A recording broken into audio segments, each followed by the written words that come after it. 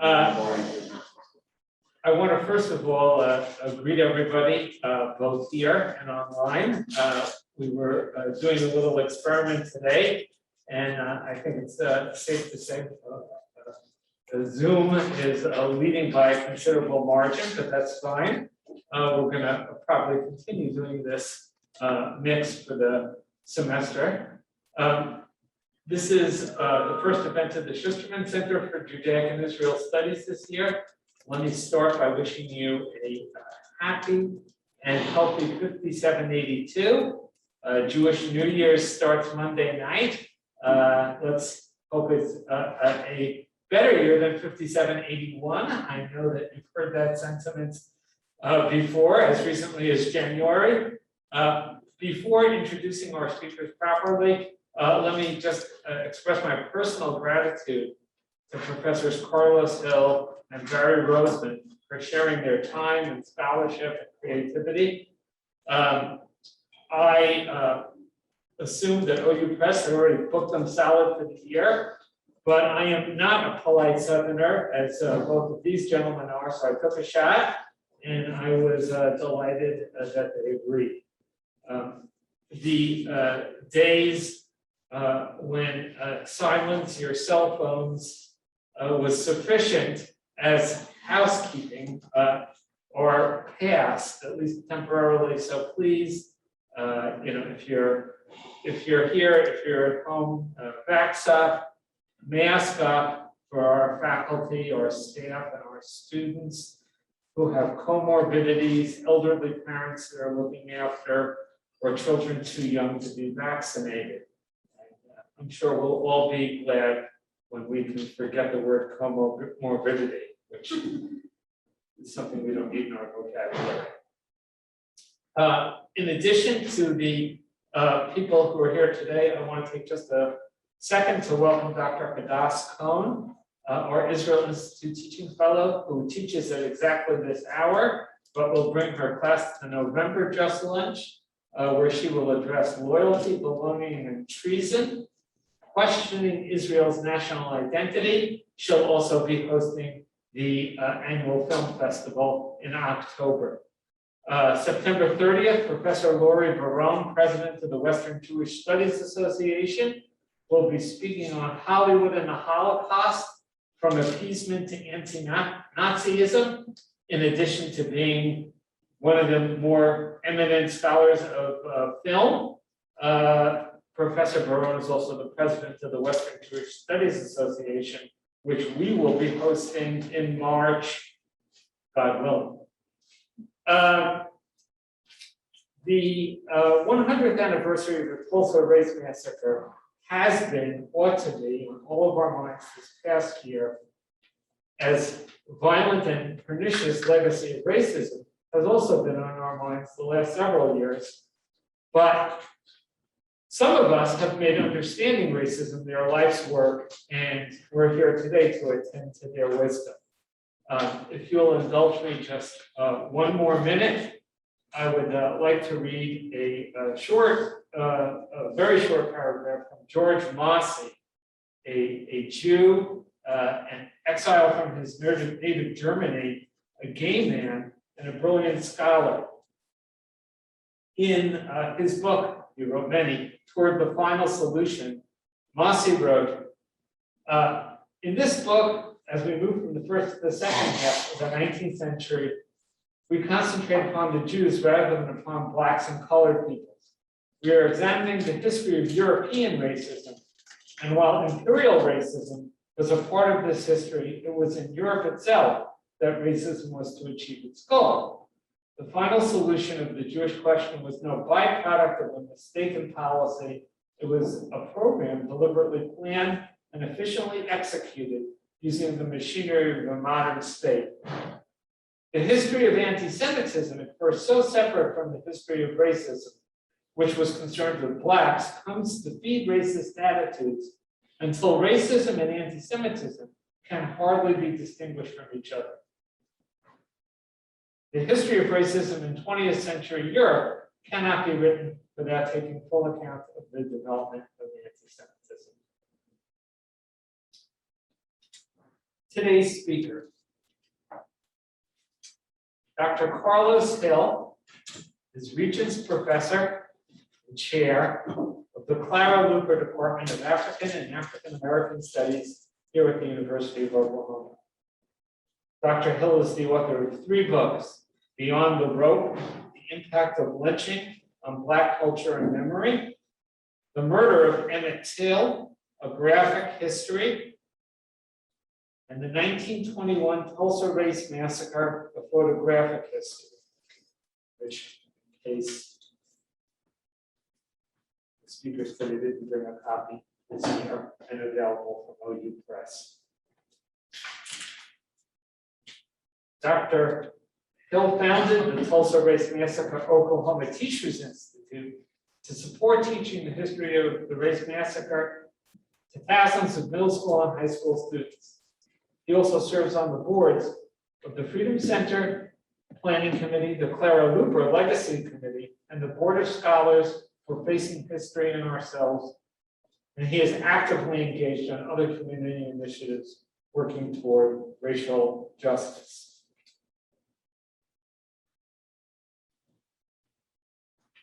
Professor Barry Roseman is a graduate of Occidental College and Art Center of the College of Design and a Master of Fine Arts from Yale University. He attended the Graphic Design postgraduate program at the School of Design in Basel, Switzerland. After a position in corporate identity development, he began a teaching career at the University of Tennessee at Chattanooga and later at the Atlanta College of Art and the Savannah College of Art and Design. Barry is currently in his 5th year as visiting professor in visual communications in the OU School of Visual Arts, teaching courses in typography and applied graphic design.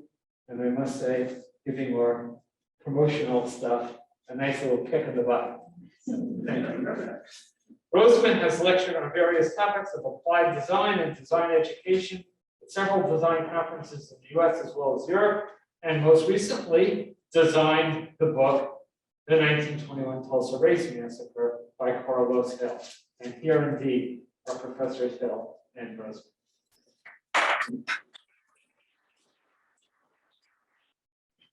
Well, while we're trying to get the image back up, I wanted to start by really telling you how I became involved in this project.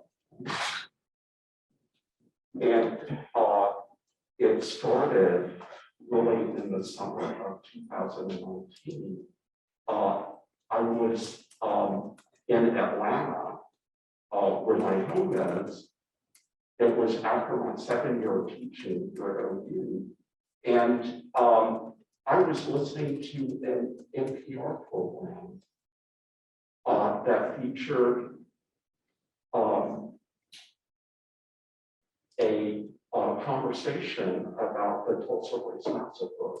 And I knew a little bit about the event, but certainly not a lot. And I was intrigued by the interview.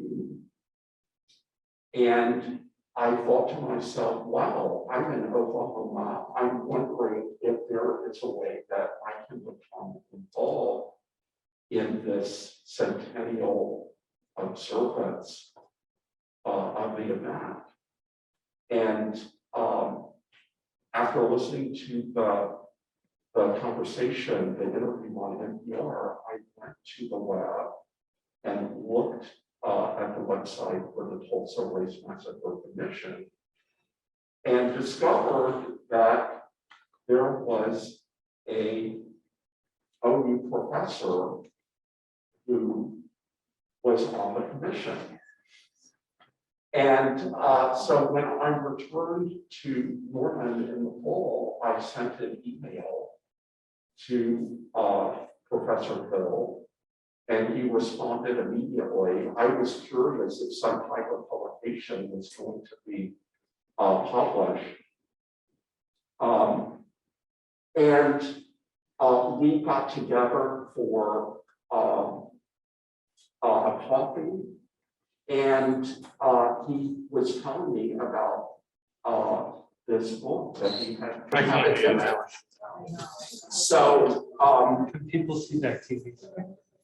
so this is really the very original design of the book, and the book I decided was going to be in the beginning. I thought that a horizontal format would be mostly appropriate. This is actually the right page of the inside title page.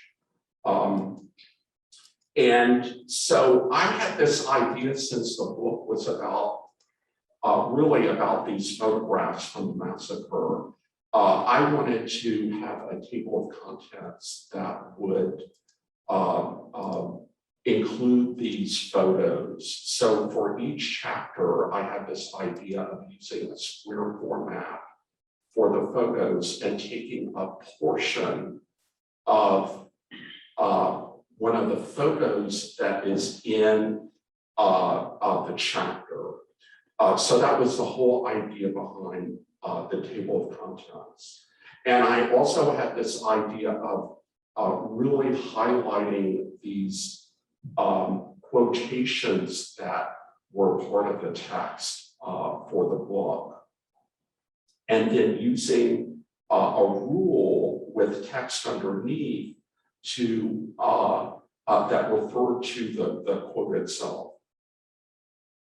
And this was the idea behind the divider page, and also even including a quote here as well. And of course, this is the caption of the photo.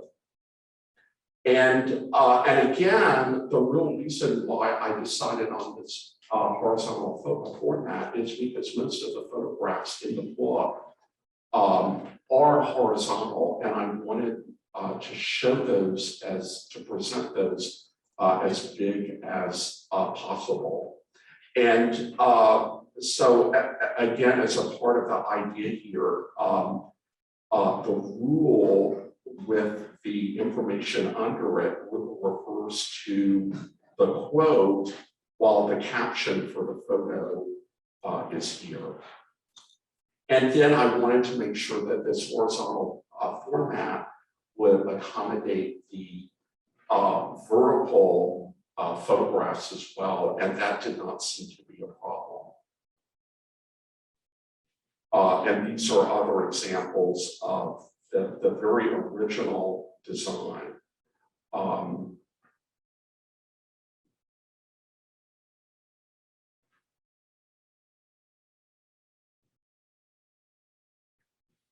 And then the world changed after we had our first meeting with the OU Press, because it was really determined that the book really needed to be a vertical format because of economic concerns.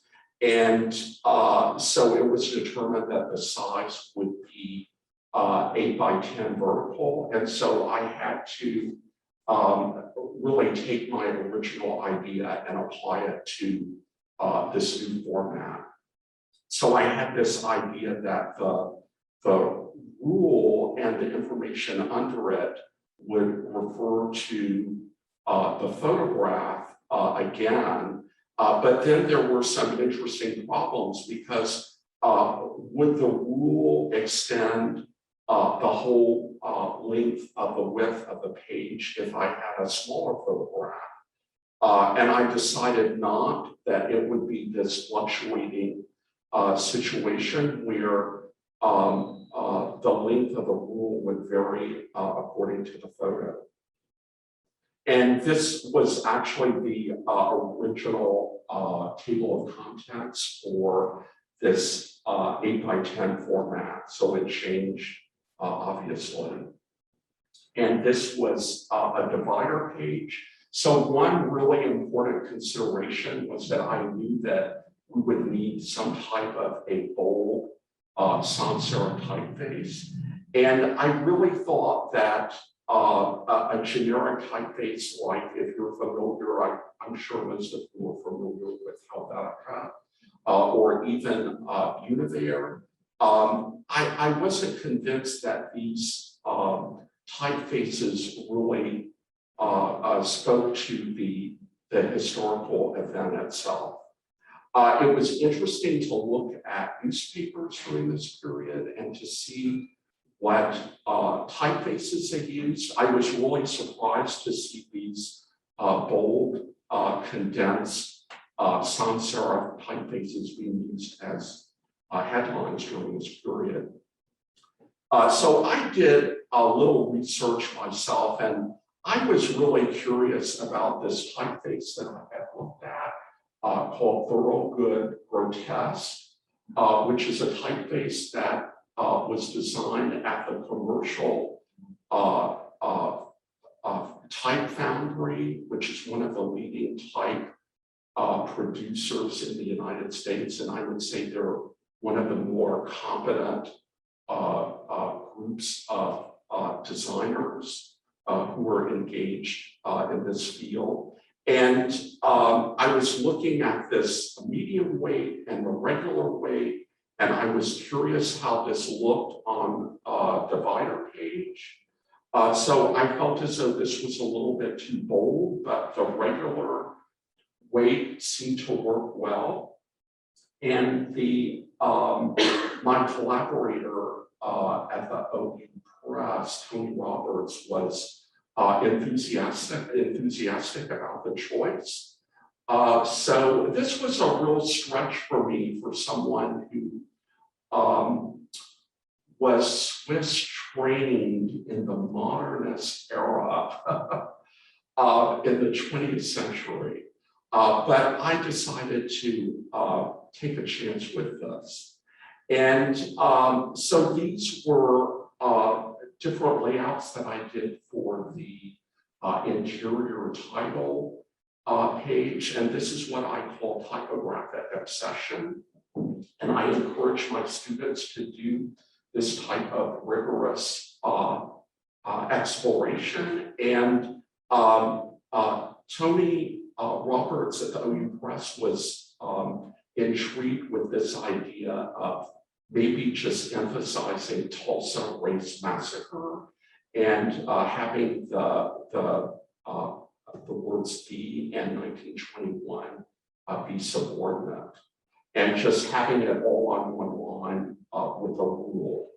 And one other reason behind the choice of this typeface, I knew down the road that this would be really part of the identity for the book in terms of its publicity. So we really needed something a little bit unique. So the other problem involved picking a typeface for the text type. And I was looking at another typeface that was produced by Commercial Type, and this was Lyon, and they even had a text version. I had been using Saban for a long time as a designer, so I certainly wanted to consider that as well. And I was looking at a version of Saban that I had never used before called Saban Next. And Saban was designed by Jan Chico in the mid-1960s. And its original beauty was maintained in Jean-Francois Porchet's digital version. And I actually met Mr. Porchet at several type conferences, and I was familiar with this work that he had done with Saban. I did some experiments with Lyon with the book. I also had this idea maybe with these quotes of emphasizing certain paragraphs, certain parts of the quote, but down the road, I decided against this because I thought that the page was unnecessarily noisy, as we say in the type world. And in the end, the problem a little bit with these new typefaces is that they're really designed for digital devices. And I felt as though Saban was really more elegant for the book. So in the end, that was the type text that we decided on. So with that said, I can show you now what the book really looks like. So this was the opening spread for the title page, and I knew that I wanted to make this very dramatic with a black background.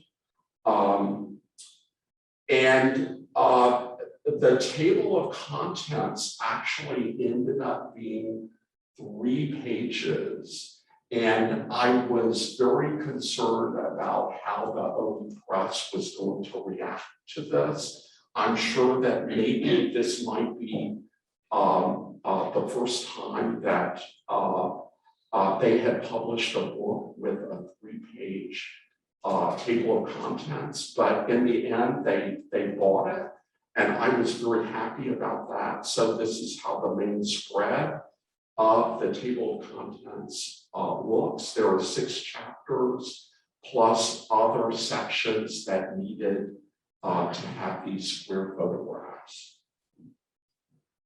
This is the foreword, and one other important aspect of the book is that I made use of what is known as an asymmetric grid, where the same spaces are used on each page versus the idea of these spaces being mirrored. So you can think of it this way, that the same grid is used on each page. And you can see that by the negative spaces on the left. And one thing that I want to say about the design is that I really think that how the negative space is activated on the page is just as important as where the type elements fall on the page. And so this is a typical divider page in the book. So I took these square photographs from the table of contents, and they appear on every divider page. And of course, they refer to a photograph that is in that chapter. And this was another section, a divider page for a section regarding the Greenwood district. This is the first chapter of the Massacre. And at the start of each chapter, there are quotes here. And of course, the type underneath the rule refers to the person and also the source of the quotes. And the quotes are printed in gray color, while everything else, all the other type, is black. So I felt as though it was important to make that distinction. So Karlos, would you care to talk a little bit about the quotes and where they came from? Sure will. How's everybody? Thank you for being patient earlier with our technical difficulties. And thank you, Barry. I learned things from you in this presentation about the book that I didn't know. So thank you for giving the audience, both virtually and in person, sort of a very clear understanding of sort of some of the design choices that we've made. I spent a lot of time with Barry and I became best friends in working on this book, in part because the design was connected to the tone of the book. It was very important for us to get the tone right. I knew from my work on the commission that survivors of the massacre, of America's Worst Race Massacre, had always wanted a book like this, but a book like this had never occurred. And so it was important for me, who had the privilege as well as the opportunity to work with a great press like OU Press, to conceive of and have just a great designer who you can tell is very meticulous and rigorous in how he applies design principles. I needed all that to make sure that we got the tone right, because what this book was about honoring the legacies of survivors as well as their descendants. And so every design choice that we made along the way was about making sure that we were staying true to that. And so in most books that I've worked on, design was the last thing. It was all about the content. But I knew the content was going to be fine and powerful because the voices of survivors, like you see here, are so powerful and compelling. I wanted the design to equal the power of their voices, and so Barry delivered in spades. And so I'm going to talk about, survivor testimonies at length a little bit later. But for now, I would just say that it was important for me to utilize survivor testimony because of the horrific nature of the images. And I wanted to make sure that the spirit of resilience, I wanted to make sure that the story of the massacre wasn't completely told by the images in the book. Because the images in the book were never meant to tell the story of the survivors. And so their voices needed to be there to disrupt, right, a narrative, a white supremacist narrative of which the photographs were part of. And so it was important for us to not just have testimony at the beginning of each chapter. It was really important for us to just intersperse it throughout so that the narrator in the book wasn't Dr. Hill, it wasn't Barry, it was survivors themselves. And so we have probably more sort of text than I initially planned. But when I began to delve deeper into survivor accounts, I just was bowled over by their courage, by their passion, by their resilience. And I just had to include more and more and more and more. And so it truly became, although I'm listed as the author, it really truly became their book because they were carrying the story of what happened to them. And the photographs were there to support their telling, right, of what occurred, not the white supremacist vision that gave birth to those photographs. And so the testimony, much of the testimony that I utilize in the graphic history is taken from one of the largest cache of survivor oral history interviews. 20 years, roughly about 20 years ago, the first commission interviewed about nearly 200 survivors, and they compiled all those interviews into basically a database. And I was able to access that database. It's based at the Oklahoma Historical Society, and really just comb through it and look for the stories that we often don't hear about the massacre. I looked for the stories that I thought would connect the massacre with today and give it meaning for people. And so in doing all of that and bringing more and more voices in, I think the book, actually the narrative of the book for sure, became the survivors.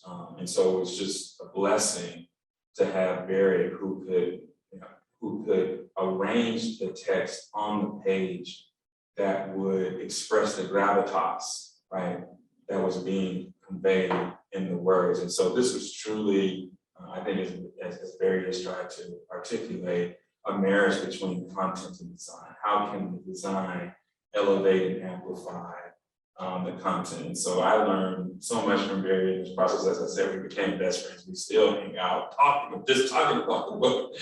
And so I'm so thankful and grateful for him, but I'm going to turn it back. Okay.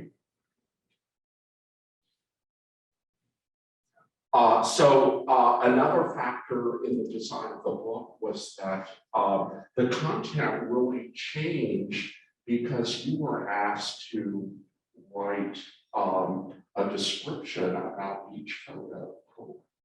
Yes. So, so that became a new design component in the book. It became a very interesting problem, but not a problem that I could not solve.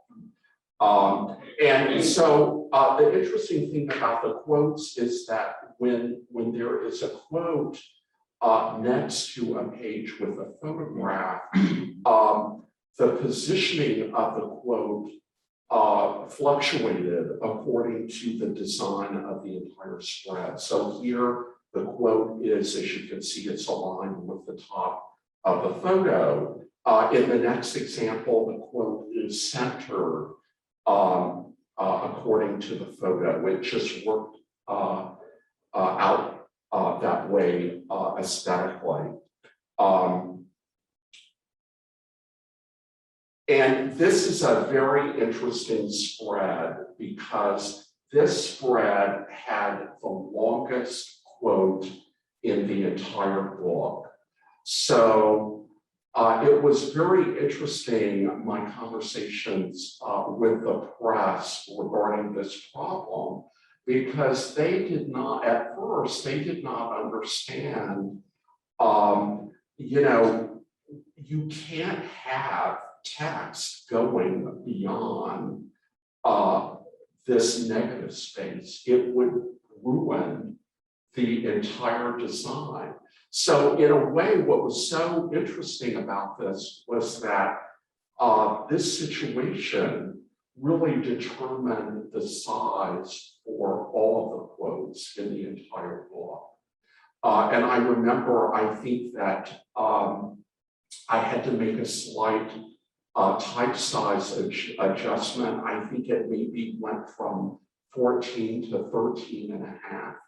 But if, you know, if the type exceeded this boundary, the design would be totally ruined. So you wouldn't want to do that.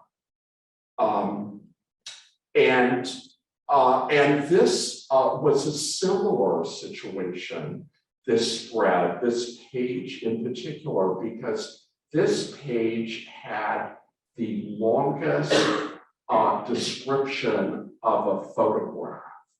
And I did not want the text to exceed beyond this length here. So that became a factor in terms of where this was really positioned on the page, this distance between the photograph and the rule itself. And so, again, this page determined really the design of the book, because all of the rules in the book are always in the same position, the rules that refer to captions for the photographs. And the most challenging chapter in the book that I had to design was the survivor section. I was really, in a way, unprepared for this, because this was not something that really came from the very beginning, actually. And it was a very interesting problem. For instance, in this opening spread, what do you do if you have 3 quotes? Well, this is how I solve a problem, and trying to make it consistent with the design of the rest of the book. And then how do you handle all of these photographs of survivors with their descriptions or quotes, actually? So very interesting problem. You know, here is a small paragraph of text. Here is a much larger amount of text that had to be divided into 2 sections. Here, the same thing. Here, there is no text at all. So the problem here is how do you make it all work in a cohesive manner typographically? And that was the whole problem here. And then taking the visual language that I worked with in previous chapters of the book and using that language to make this section very clear. So, for example, for this survivor, the rule extends across 2 columns because of the 2 columns of text. And this really became a very playful section because you never knew where the negative space was going to happen. So in this case, this survivor had no reference or quote. And then another interesting section was the chronology of the massacre itself. A cartographer who happens to be in the Dallas-Fort Worth area was hired to create maps for this section. And so this was an interesting problem also. And Karlos, do you want to talk a little bit about these descriptions that are in the book? Yeah, this was just to follow up on a point that you made, Barry, a book that evolved. When I initially proposed the book to OU Press, I was going to have in the book 100 photographs, and I hadn't conceptualized at that point having photographs of survivors. But over time, and as I got deeper into the work and realized 100 is just not going to cut it. Let me go talk to Kent at the press. And so, you know, after some hard conversations with Kent, it was like, we agreed on 100. Give me 100 of the, the best photographs. And I was like, I can't do it. And so we just need more space. And so, the book ended up having 186 photographs, 42 of which are of survivors. So in a book that's dedicated to survivors, it became important to have photographs of survivors. And for me, why it was so significant is because of the smiles of survivors in their photographs. It spoke to the kind of resilience that they had. They experienced this worst race massacre in American history, but had lived, and not only lived, but survived, or thrived after.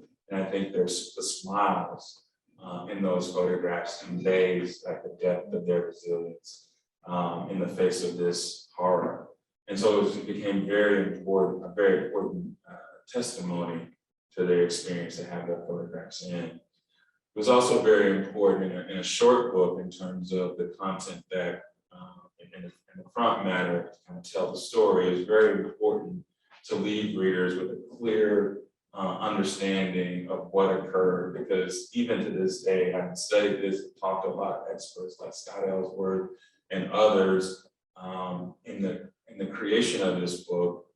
Scott was so helpful. He also became in many ways a best friend through writing this book, because he has, I would argue, the most extensive knowledge of sort of material history of the race massacre, inclusive of photographs. And so I leaned on him heavily. Anytime I could get his attention, I would, ask him questions about the photographs, try to track down long lost photographs. And so it was very, very important. But also Scott was crucial to the creation. He actually authored the chronology that's found in the back of the first commission's report that was published in 2001. And so because it is sort of the authoritative account of what occurred, it was important for me to include it in the book, but slightly alter it so that it was reflective of current scholarship. And so what is in the back of the book is a chronology taken from the commission and then edited to reflect, I think, some of the changes in how we talk about the massacre. But it was very important because the authority that has been invested in this chronology for me to, in a short book, to have it there in place of the content that would have been if it had been, a narrative history. So I hope that's kind of what you were thinking of there. Absolutely. Sure. So here are more pages from this section, and I also decided to use the color red for the subheadings, but using the color red overall in the book in a very sparingly way. And this is toward the end. This was the bibliography indicating where material came from various archives and then secondary sources. And the reason why I'm showing you this is that this really took a lot of organization and design to make all of this information work in the book. So with that said, Karlos, yes. I was just thinking. I wanted to, start my sort of portion of today sort of with this image, in part because this brother right here, Fulton Leroy Washington, today is the first, or September 1st is the day in which he's no longer on parole.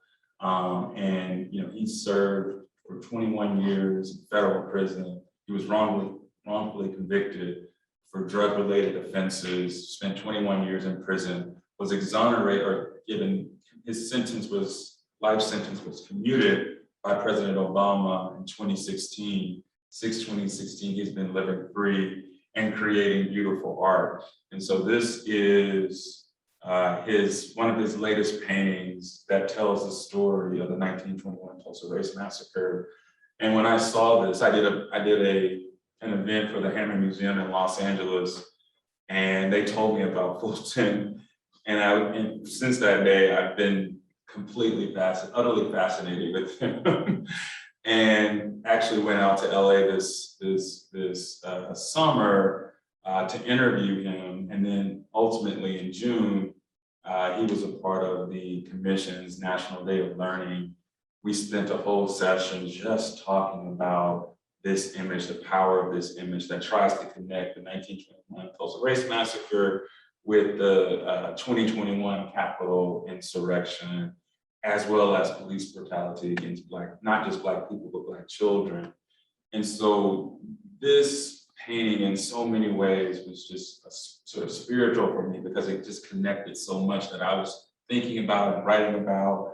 And so I've completely become a fan of Fulton, talk to him almost every day. I'm always talking to him about something, but I know today is really special for him. And I know his contributions to helping the art world, helping the criminal justice reform movement understand the significance of the race massacre.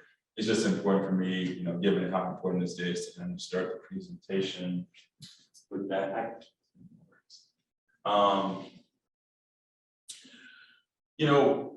The reason, and I'll try to be very brief here, because I know we're short on time because of the technical difficulties, but the real sort of goal of the book was to try to tell the story of the massacre in as compelling fashion as possible. And so in 2016 and 2017, when I am trying to imagine what can do that, what mechanism can do that? Is it a documentary? Is it a sort of a deeply researched new telling of the massacre? Is it a photographic history? Is it a collection of oral history? Like, what is going to do the thing? And so as my work on this deepened and I discovered all these photographs, it became clear to me that something that was visual, right? Something that the photographs, instead of words, told the story, right, of what had happened in a way that for those who would say that it was no massacre, it was a riot, the photographs would make that case in a very visually arresting way. And so by 2017, I had convinced myself that that was the path that I was going to take. And I began to I just threw myself into trying to find every photograph that I could. And, after, several months of research, in archives in Oklahoma, as well as in other parts of the country, I amassed over 500 photographs that could have been in this book and helped tell the story. But what I began to recognize and appreciate is that the vast majority of the photographs that I could get access to were created by whites who either participated or witnessed what occurred. And so, in choosing to do a visual history, I would be choosing to use the very photographs that were used to tell the story of it as a race riot, right? As a Black insurrection, right? And so how was I going to do justice to survivors while at the same time trying to utilize images that were created to do the very opposite? And so for me, the solution to that problem, Barry, I love when you say that the solution to that problem was for me to really emphasize survivor accounts and disrupt as much as possible that white supremacist vision, right, that was captured in the majority of the images. And so to the extent that the book is successful, it disrupts and replaces that white supremacist vision of what occurred with an understanding of what occurred through the lens of survivor testimony, right? And so the testimony is meant to sort of recontextualize the photographs and to put at the center survivor stories. And so in my work as a historian of lynching and racial violence in many ways revolves around photos. I'm always looking at photos that contain images of lynched Black bodies or images of racial violence, white supremacist racial violence. And so getting deep into this work, I know as a historian of lynching, there's maybe 200 images that we can utilize as historians to understand the visual history of lynching. With the massacre alone, there are 500 unique images. And I think there are many more still in private collections in Tulsa and elsewhere.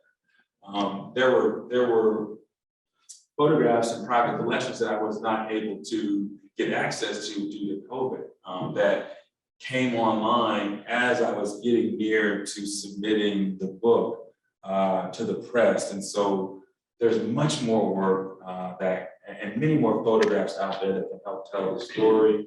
I think, and even since January, I would say, of 2020, when I really have to have a moratorium on new photos in the book, I know the Tulsa Historical Society, as well as the Greenwood Cultural Center and other sort of heritage organizations were receiving photographs and material culture from people from around the world, let alone just in Tulsa. So I know if I were to do this book today, it would probably look a little bit different. And so I just wanted to share with you just a few images to help you appreciate, and I'll just wrap up here real soon, appreciate the challenge of using images that were created to support a narrative of the massacre as a Black rebellion, right? And the photographs were meant to essentially to document whites' successful repression, right, or suppression of the rebellion, this quote unquote Negro rebellion. And so this is an image that is in the first chapter of the book, and you can't see the caption that's on the back, but it's race, pride, astray.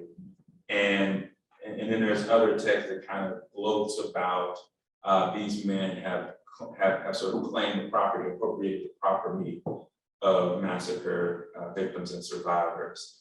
And so leading with an image like this, you can appreciate how this is not, I needed to recontextualize this. I did not want to tell that story, right?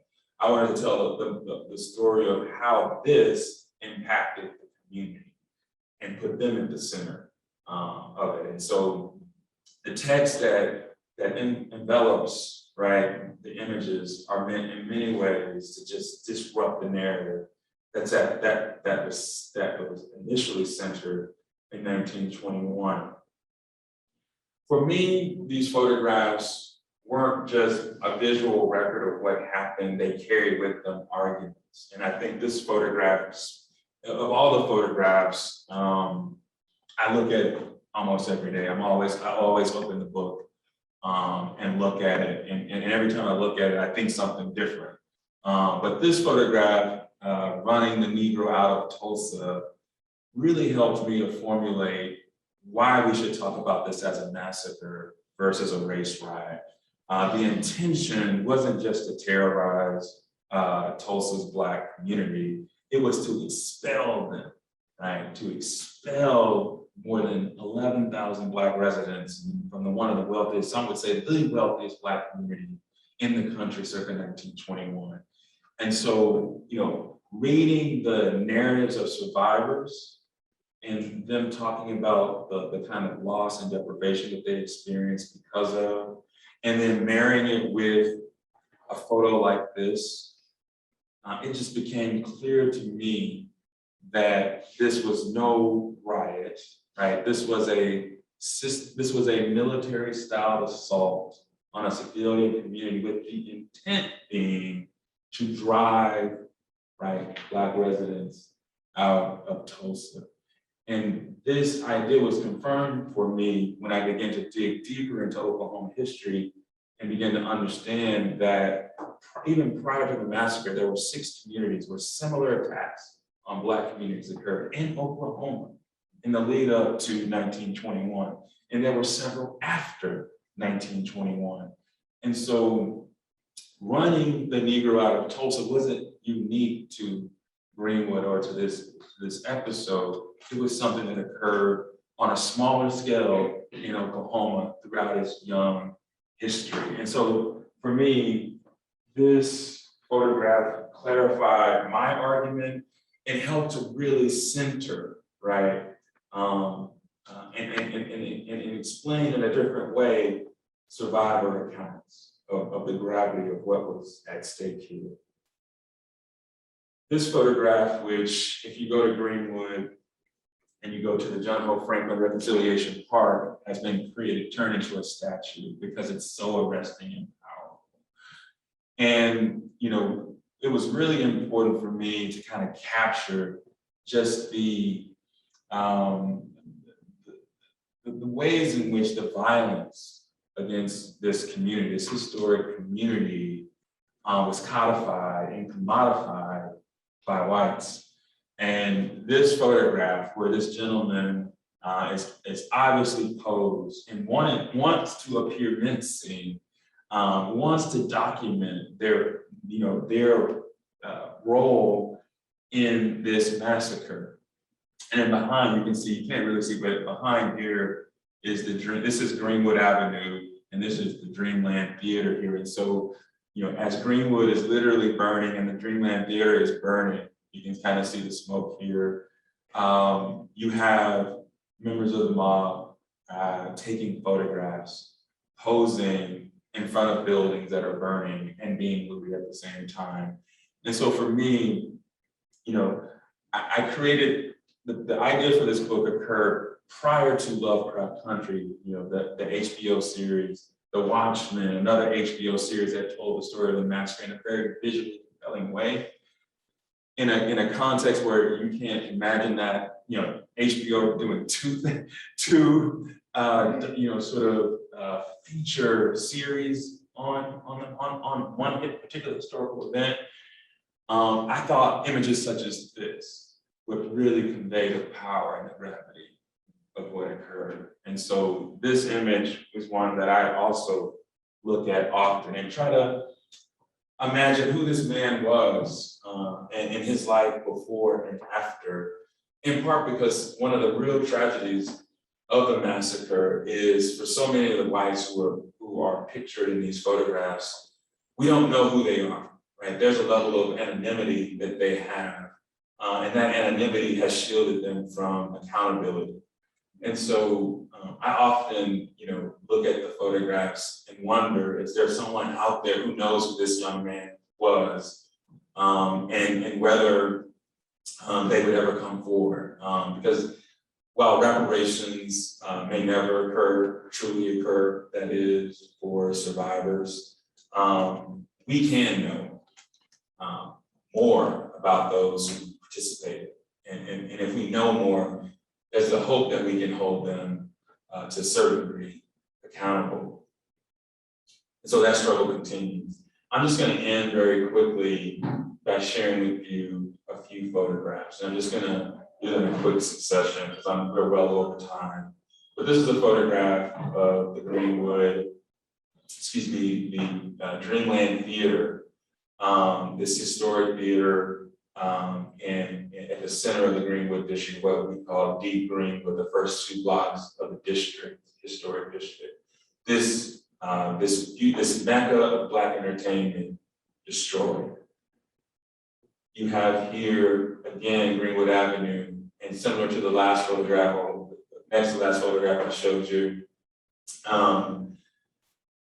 you have whites who either participated and or witnessed what occurred posing on Greenwood Avenue in front of burned buildings. This was taken on June 1st. And so this helps you to understand the real deep and seated animosity, but also the ways in which the violence of the massacre was commodified, because these were in fact postcards. I'm not sure if this image was a postcard, but this image certainly was a postcard that was created and sold in Tulsa.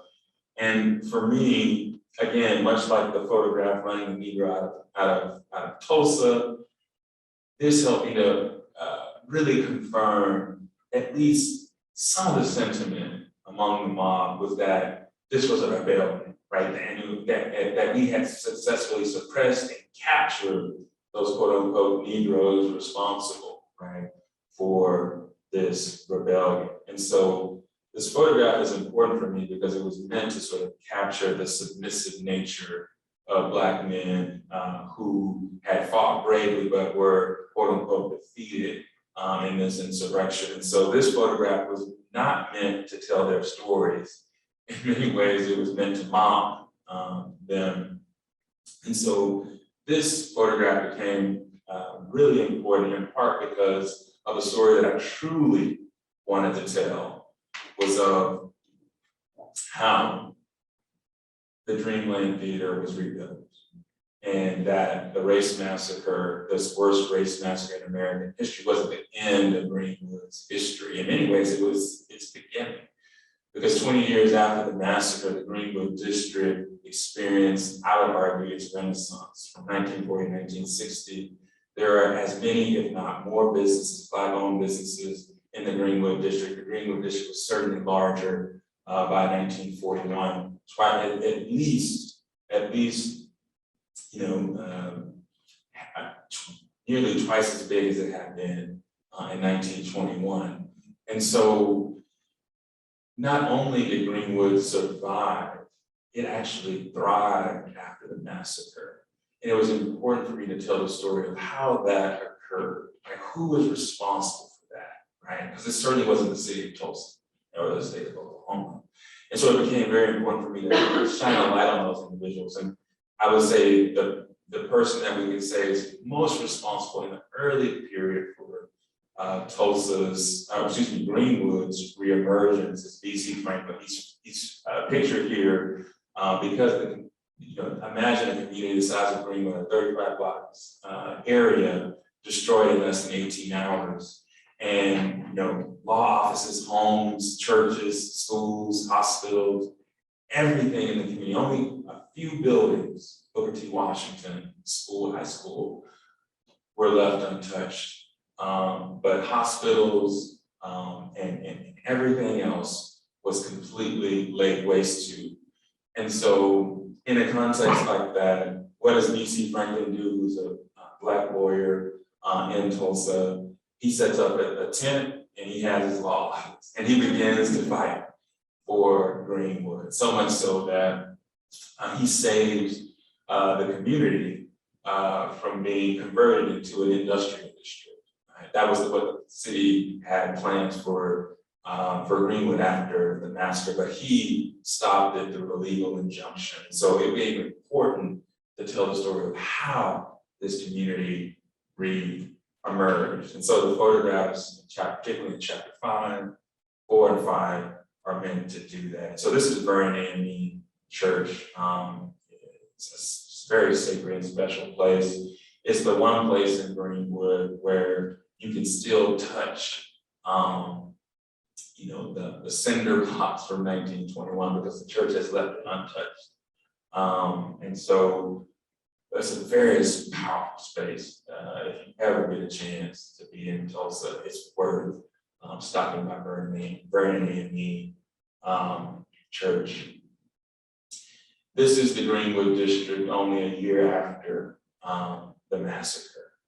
And so this photograph is about speaking to that resilience, speaking to that courage in the face of racist violence to rebuild a community, even when they didn't know if, right, the city would allow another massacre to occur, right, a year later or 2 years later or 3 years later. And so this was a community, a special community built on faith, rebuilt on faith. And so these photographs such as this help me to flesh out that story and tell the story of the grit and the determination of Black survivors, because they believed that Greenwood was worth fighting for, it was worth saving, even if they couldn't predict whether another historic attack would occur. And so these images are meant to convey that power. And so this is Greenwood. I will finish with this. This is Greenwood, circa 1941. I could show you, I could overlay on this image Greenwood, the Greenwood district in 1921. This is deep Greenwood, the first 2 blocks that was completely destroyed. And 20 years later, you can see every building. The Dreamland Theater is back here in the corner. You can barely tell, but it's just right here. Has been rebuilt, and there are new Black businesses that surround it. This has returned to be this sort of mecca of Black entrepreneurship, as well as a symbol, right, of Black excellence, a symbol of what was possible in Jim Crow America. And so this photograph became so important for me to have, to tell the story of how this community responded to the worst attack on the Black community in American history. And so I could say so much more, and I have said a lot, but I want, just for the sake of time, I want to stop there. I don't know if there are any questions out there for Barry and I, but I want to thank you for your attention, as well as for your patience as we experience those technical difficulties. So thank you.